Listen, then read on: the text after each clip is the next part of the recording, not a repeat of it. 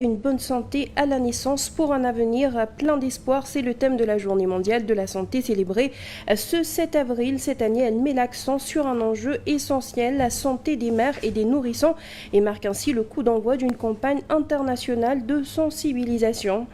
Et puis à recrudescence des vols de bétail et des coupes illégales de bois dans la région de Louga, les populations n'en peuvent plus et dénoncent une certaine impunité. Elles réclament une action stricte de la part des autorités. Voilà tout pour l'essentiel des titres. Le développement, c'est tout de suite. Et nous le disions à l'instant, célébration ce 7 avril de la Journée mondiale de la santé partout dans le monde, inclus le Sénégal. Bien sûr, elle donnera le coup d'envoi d'une campagne d'un an sur la santé maternelle et néonatale. La campagne intitulée « Une bonne santé à la naissance pour un avenir plein d'espoir » sera l'occasion d'inviter les gouvernements et le monde de la santé à redoubler d'efforts pour mettre fin aux décès maternels et néonatals évitables et à privilégier la santé et le bien-être des femmes à plus long terme. En attendant, les acteurs du secteur de la santé au Sénégal réunis autour de Angesum haussent le ton. Dans un communiqué rendu public le 6 avril, la coalition syndicale du secteur de la santé et de l'action sociale rejette catégoriquement la légitimité du coordonnateur du comité technique chargé du dialogue social, estimant que celui-ci provient d'un syndicat fantomatique et sans ancrage réel. On se croirait presque dans un dialogue de sourds au dialogue social, section santé. Dans un communiqué rendu public, Angesum recuse le coordonnateur du comité technique et hausse le ton. La coalition syndicale du secteur de la santé et de l'action sociale dit rejeter catégoriquement la légitimité du coordonnateur du comité technique chargé du dialogue social. Angesum estime que celui-ci provient d'un syndicat fantomatique et sans ancrage réel. Plus globalement, le syndicat critique ce qu'il qualifie de caporalisation des revendications par certaines centrales syndicales, accusées de vouloir imposer un pacte social à tout prix, au mépris des réalités du terrain et de l'histoire des luttes syndicales. Le syndicat dit dénoncer par ailleurs son exclusion lors des concertations nationales tripartites ainsi que lors de l'élaboration de l'agenda des négociations au profit des organisations, qu'il qualifie de quasi inexistantes et déclare rejeter toute synthèse des travaux qui dilueraient ces revendications et recuse aussi bien le coordonnateur du comité technique que le président du Haut Conseil du dialogue social. Dans un tout autre secteur à présent, ce dimanche, le président de la République a lancé la deuxième édition de la Caravane nationale de l'espace, un projet de l'agence sénégalaise d'études spatiales. L'événement qui se déroulera jusqu'au 13 mai prochain vise le renforcement des sciences et technologies spatiales à travers le pays, une initiative largement saluée par le chef de l'État. La cérémonie marquant le lancement de la deuxième édition de la Caravane nationale de l'espace s'est tenue sous la présidence du chef de l'État. Lors de son intervention, Bassirou Diomaye Faye a soulevé l'importance de cette caravane qu'il considère comme un moyen efficace pour encourager le développement des filières scientifiques au Sénégal. Une initiative qui, à ses yeux, va permettre aux jeunes de s'initier aux sciences et de se projeter dans des carrières futures dans le domaine spatial. L'un des objectifs majeurs de cette caravane est d'éveiller des vocations auprès des jeunes en valorisant les filières scientifiques et techniques. Aujourd'hui, dans notre pays, seuls 16,5% des candidats au baccalauréat sont inscrits en filière scientifique. Un chiffre nettement inférieur à ce qu'il fut par le passé. Ce projet est donc une initiative ambitieuse visant à promouvoir les sciences et les technologies spatiales. Il est piloté par l'Agence sénégalaise d'études spatiales sous la direction de Maram Kairé, avec un objectif de sillonner toutes les régions du Sénégal. Aujourd'hui, il s'agit de parcourir le Sénégal avec les 14 régions en 25 étapes, aller rencontrer les élèves et leur montrer toutes les opportunités qu'offre le spatial pour leur avenir. Aujourd'hui, beaucoup de jeunes sont intéressés par ce secteur, mais ne savent pas forcément quels sont les métiers qu'ils peuvent exercer quand ils seront au niveau du bac. L'ambassadrice de la France au Sénégal, s'exprimant au nom des partenaires du projet, a réaffirmé le soutien de la France à l'initiative et à l'ensemble du secteur spatial. Le lancement de la caravane de l'espace qui nous réunit aujourd'hui s'inscrit résolument dans cette ambition. Mettre à la disposition de la jeunesse un environnement stimulant, des espaces d'échange propices pour de futures vocations. Il témoigne aussi de l'esprit collaboratif qui nous anime en fonction et en réponse à la priorité que vous aviez fixée, Monsieur le Président, avec le Président Macron en juin 2024, de renforcer la coopération dans les secteurs qui contribuent à une plus grande souveraineté du Sénégal. À chaque étape de la caravane, 65 animateurs pédagogiques tant nationaux qu'internationaux animeront des expositions, des conférences, des ateliers et des démonstrations dans les domaines tels que l'astronomie, la physique, la robotique, l'intelligence artificielle et l'observation du ciel. La caravane se déroulera du 6 avril au 13 mai 2025.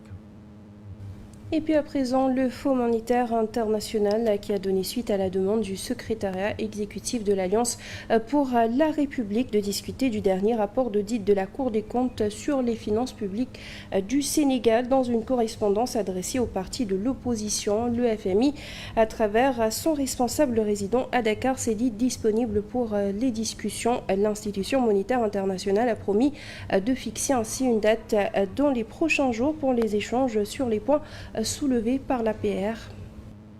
Dans cette réponse à cette correspondance, le Fonds monétaire international dit avoir noté les points soulevés dans le courrier que lui a envoyé le secrétaire exécutif de l'APR et sur lesquels il souhaiterait échanger. Le FMI se dit disponible à en discuter, mais sans fixer la date de la rencontre sollicitée par le parti de l'ancien régime. À travers un courrier datant le 25 mars dernier, l'APR a sollicité une rencontre avec l'instance monétaire internationale pour échanger sur le dernier rapport d'audit de la Cour des comptes qui révèle une dette cachée. Dans cette lettre, l'APR se plaigne le fait que les anciens ministres et directeurs en charge des finances dans la période visée par le rapport n'ont pas été sollicités au nom du principe sacro-saint du contradictoire afin de leur permettre d'apporter des réponses sur des manquements relevés par le rapport provisoire. En acceptant de discuter avec les responsables du parti de l'ancien président de la République Macky Sall, le FMI pourrait contribuer à éclaircir certains points de tension. Reste à voir si ces échanges permettront d'apporter des éléments de réponse aux interrogations soulevées par l'audit.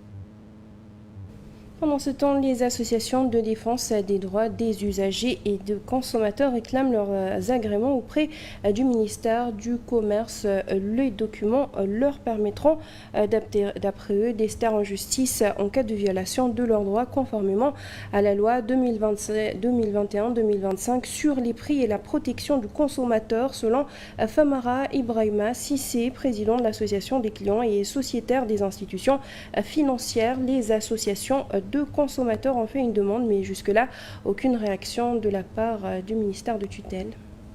De 2021 à nos jours, nous avons déposé pour acquérir l'agrément auprès du ministère du Commerce, mais jusqu'à présent, les agréments tardent à sortir. Et nous espérons que l'État va, avec ce nouveau régime, les dispositions seront prises pour que les associations de consommateurs détiennent leur agrément afin que, n'est-ce pas, qu'il y ait une régulation. C'est-à-dire que les associations puissent rester en justice ou se constituer partie civile si le préjudice concerne l'intérêt général. Ça, c'est notre première préoccupation.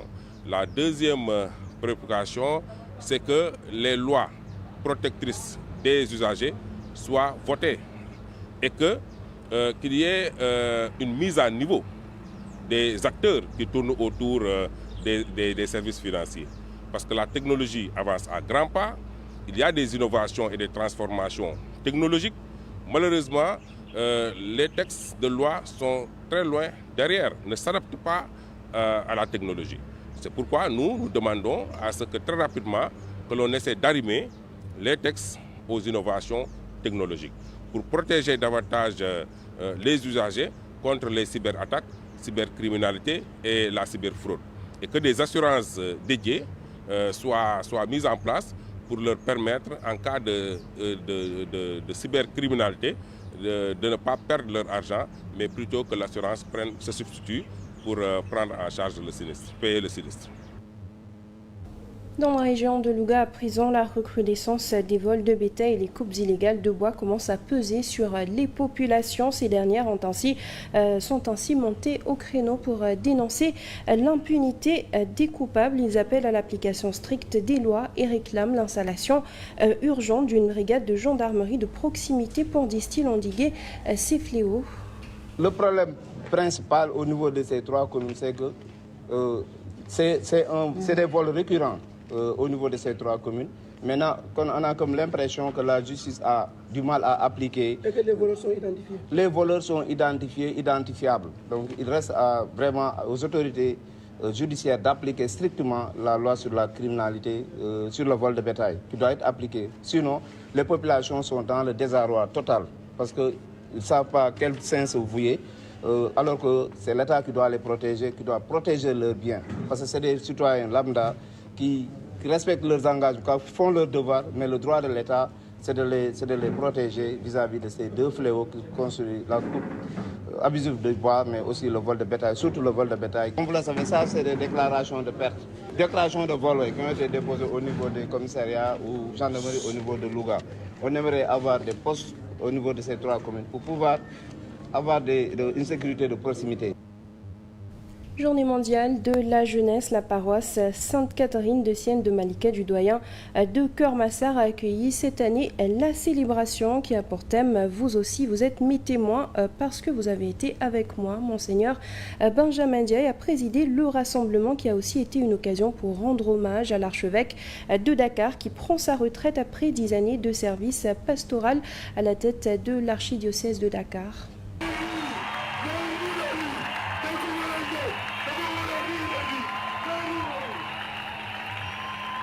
Ils sont venus des 9 doyennés du diocèse de Dakar pour partager la joie de l'Évangile.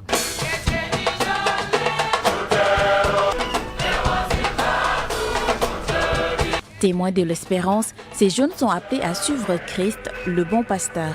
Vous savez bien que c'est Jésus qui donne sens à votre vie. C'est lui qui vous oriente. C'est lui qui vous accompagne. C'est lui qui vous soutient dans vos existences, pour vous en donner la signification. L'espérance ne déçoit pas. Suivons le Christ.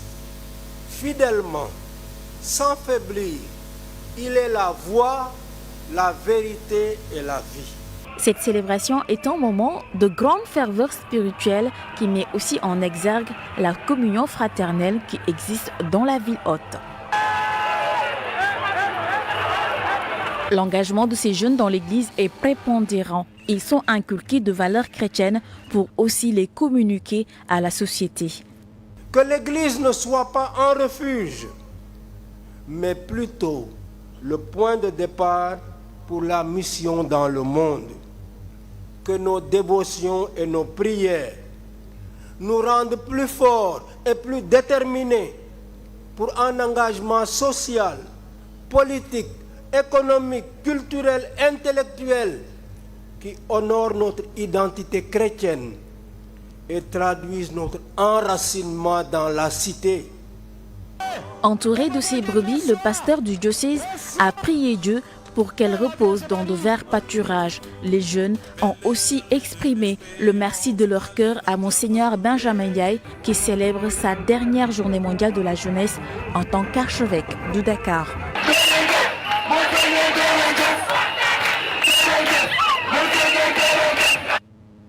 À l'international, pour terminer, crise dans les relations entre l'Algérie et les pays de l'AES, le Mali, le Niger et le Burkina Faso ont annoncé le rappel de leurs ambassadeurs respectifs en Algérie qu'ils accusent d'avoir abattu un drone de l'armée malienne si Alger affirme l'avoir pris pour cible parce qu'il avait pénétré dans son espace aérien. Bamako soutient que l'engin a été détruit en territoire malien. L'incident qui s'est produit dans la nuit du 31 mars au 1er avril pourrait déboucher sur une nouvelle crise.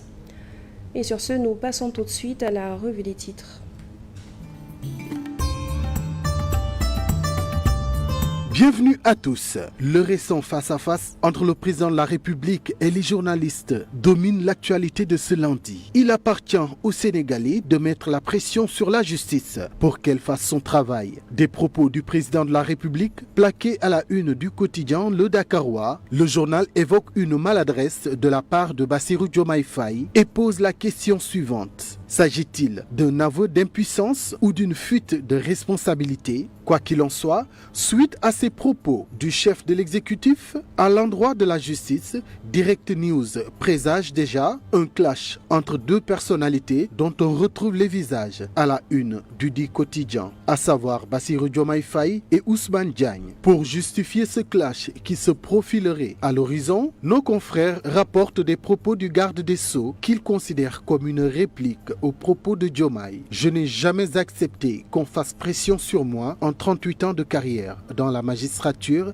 dixit le ministre de la Justice. Le même ministre de la Justice que l'on retrouve à la une de Walf Quotidien, à travers les propos du président de la République sur les lenteurs de la justice. En marge de son face-à-face avec la presse, le journal estime qu'Ousmane Diagne a été jeté en pâture. Lenteur des dossiers judiciaires, sortie et critique des autorités contre la justice, le journal L'Indépendant parle de malaise au sein de la mouvance présidentielle. Le journal de préciser qu'après le président Diomaye, c'est Mimi Touré qui est entré en action pour recadrer le garde des Sceaux. En attendant d'avoir une idée de ce que va être la réaction du ministre de la Justice face à ces critiques, Aliou Niane de son côté dit ses vérités dans les colonnes du journal L'Enquête. Le président de la Chambre de discipline financière à la Cour des comptes n'y va pas par quatre chemins. On ne permettra à aucun pouvoir de s'immiscer dans le travail de la Cour, tonne-t-il. Sur Vox Populi, à travers cette sortie d'Aliou Niane, la Cour des comptes solde ses comptes avec ses détracteurs et clarifie. À la page 3 du journal, le président de la Chambre de discipline financière est un peu plus clair.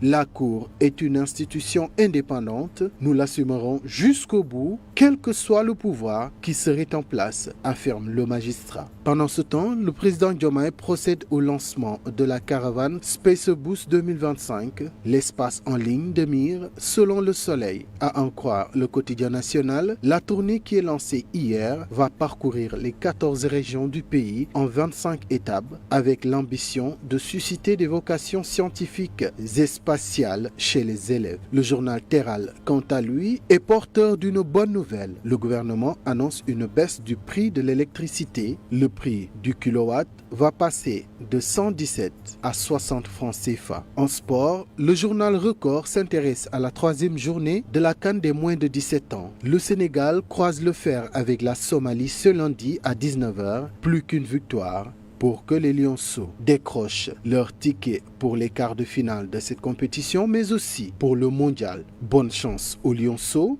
et bonne lecture à tous.